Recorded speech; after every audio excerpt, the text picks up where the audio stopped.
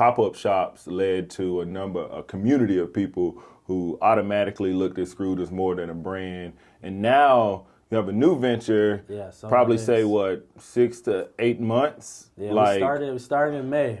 Our first event was in May.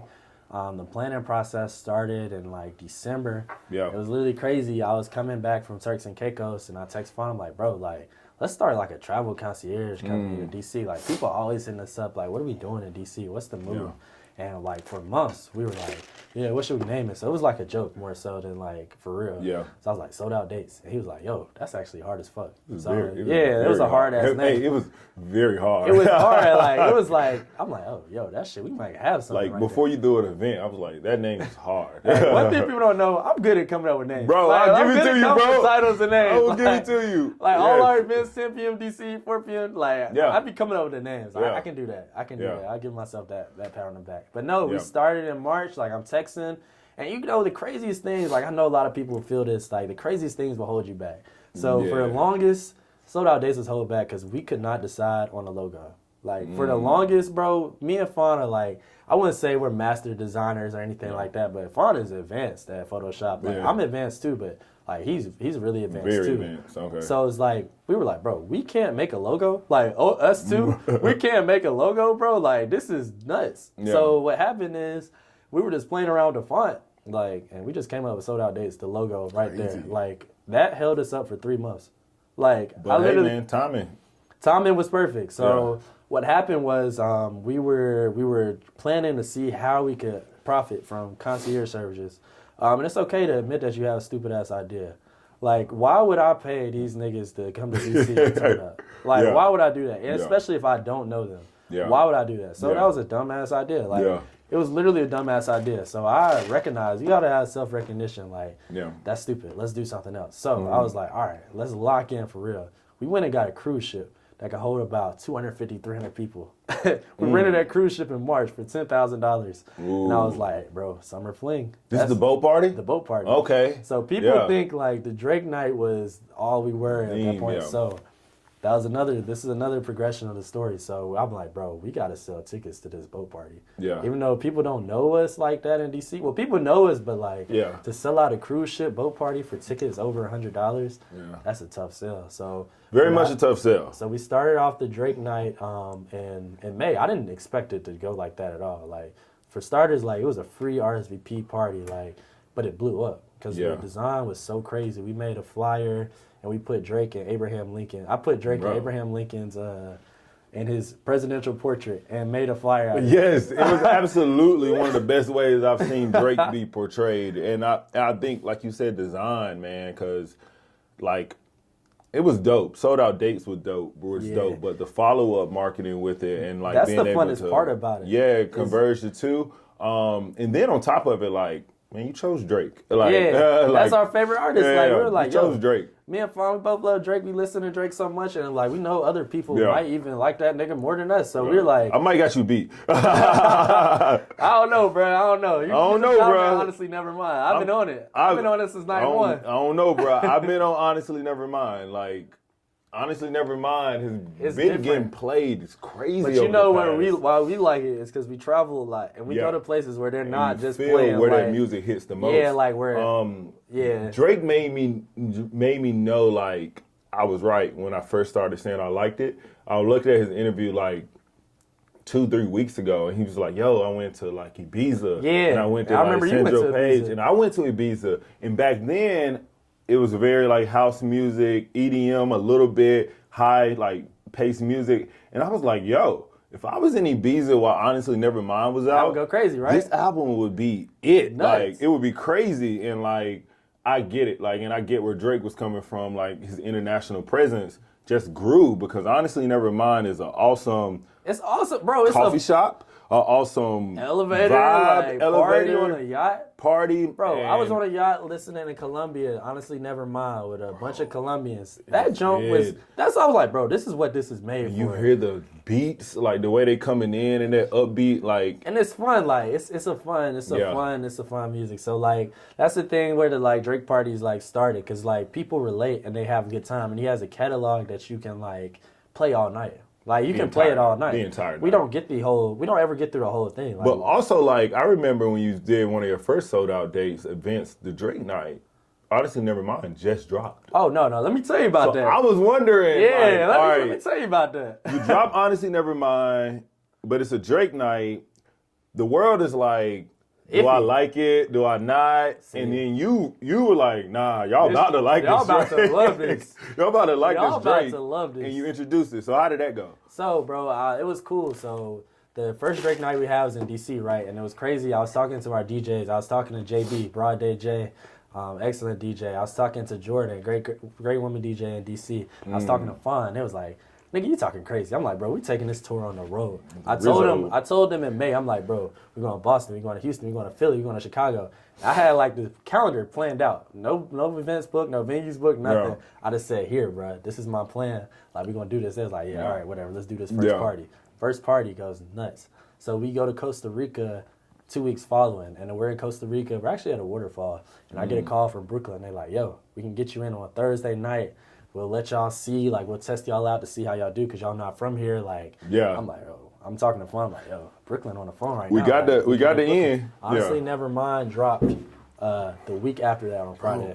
So I was like, look at this blessing from God. I'm like, bro, I heard Sticky. I'm like, oh, God. Bro, we are going, I don't care what the internet says. Bro. Real life, I feel like we debuted that damn album in Brooklyn. And that's the perfect place to have a party. I'm telling you, from afar, I felt as though you helped, at least our community of friends and people that we know as alike, I feel like you helped introduce people to the album more than Drake did. No, bro, we were out in the fields. Like it was like to the point where I was like, bro, I know Drake is sees this shit somehow. Yeah. Bro, people are responding. I don't care what they're saying on the internet. Like this shit is like going in the club. Like, I don't know how text go green when in your car, but if you was at a sold out dates, the text go green might have been sold out dates. That jump is going crazy. Or change my name. That joint's probably going crazy in there. I remember when we were in Brooklyn. I'll never forget it. Like this is probably one of my proudest nights. We in there like sold out night in another city, in New York City.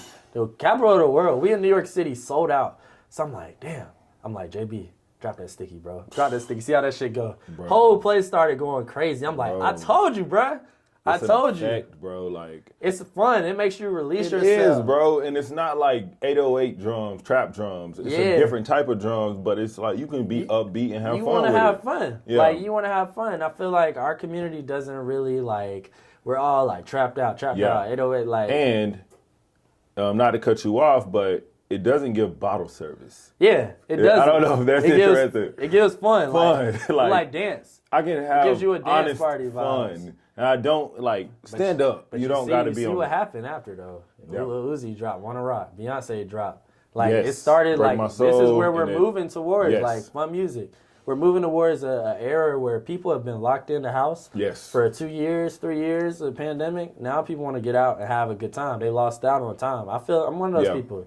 Fun, and it's fun music, and it's international based too. Like when you go to, I would say, anywhere in Europe, you're gonna get that type of music in a lot of the cafes, the lounges, any of the clubs. And that's just what they vibe to. Yeah. Like, bottle service is big over here for us. Yeah. But over there, that type of music, like, people want to vibe out. And I started seeing in our culture, people are like, no, I ain't going to go out tonight if I can't get a section. Yeah. I ain't going to go out tonight. And I'm like, bruh, like. I'll get to that piece. And that's part of the reason why we started Sold Out Days. We transitioned from the concierge to, like, we partied a lot. So we wanted to have our own party. We realized we were spending thousands of dollars and not having fun. Yeah. So when we started Sold Out Dates, like, the whole idea was to have fun, to take away the sections as the focus and put the party as the focus. Yes. Like, bring the parties back. Like, that's what we wanted to have. So Sold Out Dates, our specialty is called themed events. I don't even really like to call it parties. Yeah. You're partying when you're there. I almost don't like to call it a party either. Yeah, because it's more of an event. And like, it's definitely an event. You go there, it's an experience. You're paying for your ticket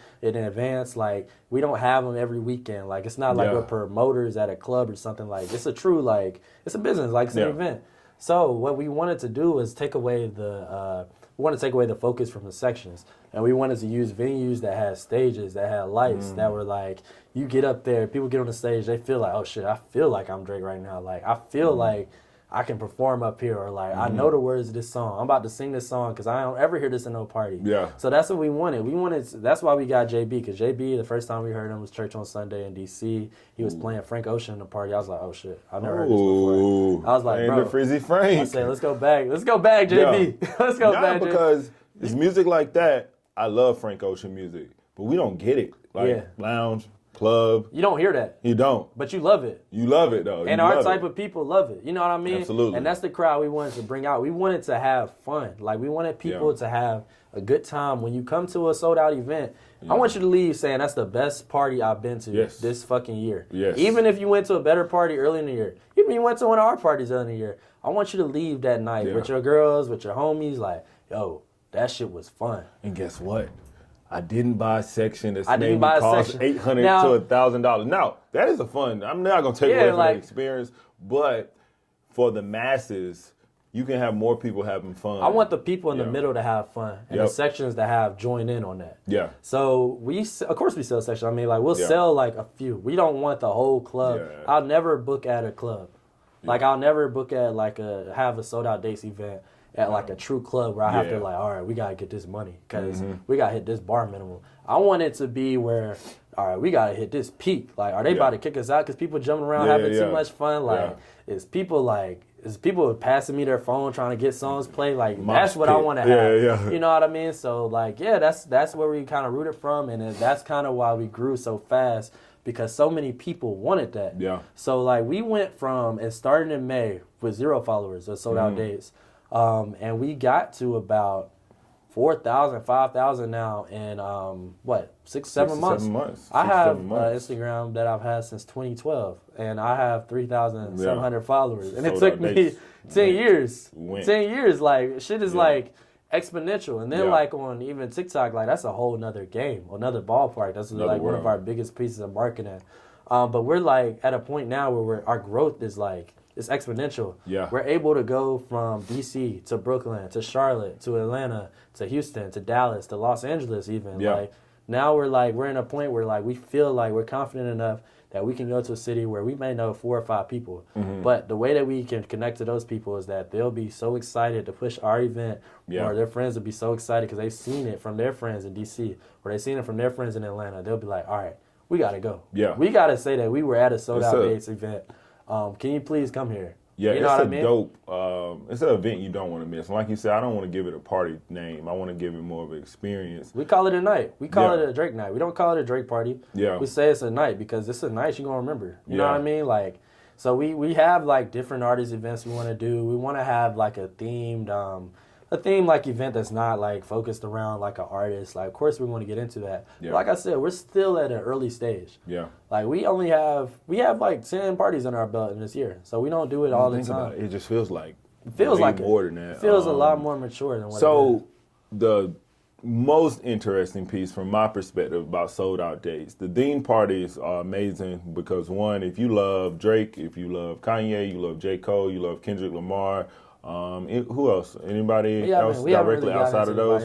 I think those are good. Yeah. Those are great. But like, if you love those people, it's an awesome night to be a part of because it's gonna remind you of all the songs that they did have and how impactful they were. But the other thing is just